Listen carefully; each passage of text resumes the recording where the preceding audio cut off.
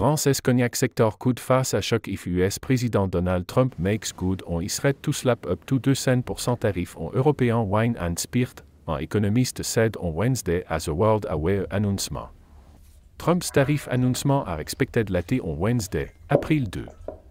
Trump has made numero tarif treats since returning to office on Jan 20, ranging from a universal duty on import to targeted tariff on specific sector or countries, in a bid to get order to meet his policy demand. C'est nous qui sommes obligés de faire des propositions. Vous faites des propositions de quel genre? Et bien, la proposition, c'était de dire...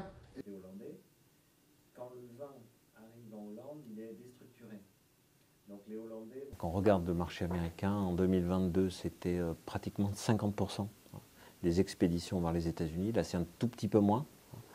Sur les 166 millions de bouteilles expédiées en 2024, c'était donc 86 sur 166 pour les États-Unis. Donc c'est une dépendance extrêmement forte, effectivement, et ancienne. Parce qu'elle est internationale, ouais. Donc si vous pouvez peut-être développer encore un petit peu là-dessus, parce qu'il me semble que... Parce que quand vous avez un client à 50% dans n'importe quel business, vous êtes en situation de fragilité. Donc là, ça le montre.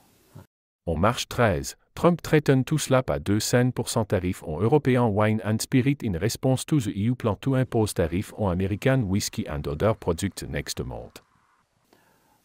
L'écosystème, le cluster, la filière peut absorber le choc sur la première année, c'est-à-dire sur 2025, avec la trésorerie des maisons de négoce qui honorent les contrats sur la viticulture et continuent de faire travailler quand même un petit peu les fournisseurs, mais que ce qui vaut sur une année ne peut pas valoir la deuxième année. Moi, les premiers arbres ont été exportés pour étayer les mines au Pays de Galles.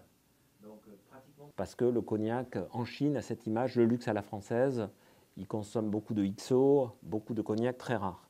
Donc là, on peut absorber sans doute le choc. Par contre, de l'autre côté, non. De l'autre côté, non. Ça veut dire qu'à 200% de droits de douane, il n'y a plus de demande, ou pratiquement plus de demande. Le marché américain n'absorbe plus rien. Donc là, la question à se poser, c'est effectivement qu'est-ce qui se passe pour cognac si le marché américain n'absorbe plus rien.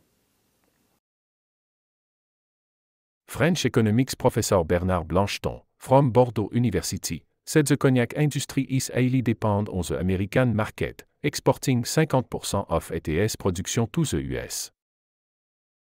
La politique commerciale, c'est l'Union européenne. La qualité de la relation avec Donald Trump, il y a quand même du French bashing, voilà, elle est pas bonne. Donc moi, je pense plus effectivement que c'est Bernard Arnault qui peut obtenir quelque chose. Brands such as Hennessy enjoy huge popularity among American consumers, dating back to the early 20th century, especially after World War II when American G.I.S. who fought in France discovered a taste for the French spirit, Blancheton said.